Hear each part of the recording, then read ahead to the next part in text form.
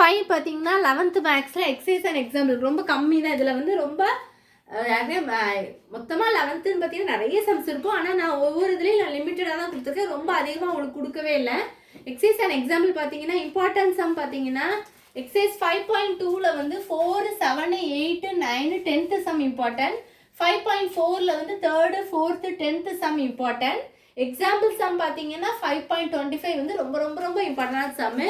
Maximum உங்களுக்கு 7 சம்மே எழுதிடலாம். நான் கொடுத்துருக்கேன் 12th சாப்டர்லேயும் 5 மார்க் மட்டும் நீங்கள் நல்லா பார்த்தாலே 35 ரவுண்டாக நீங்கள் வாங்கிடலாம். எந்த சம்மையும் விட்டுறாதீங்க ஸ்டூடெண்ட்ஸ். கண்டிப்பாக எல்லா சம்மே போட்டு பாருங்கள். கொடுத்தது எல்லாமே விட்டுறாதீங்க. இது எல்லாத்தையுமே போகிறோம். ஏதாவது சம் பார்க்கும்போது ஏதாவது டவுட்ஸ் வந்ததுன்னா கண்டிப்பாக கமெண்ட்ஸ்லேயே கேளுங்க ஸ்டூடெண்ட்ஸ். நான் கண்டிப்பாக உங்களுக்கு கிளியர் பண்ணிடுவேன்.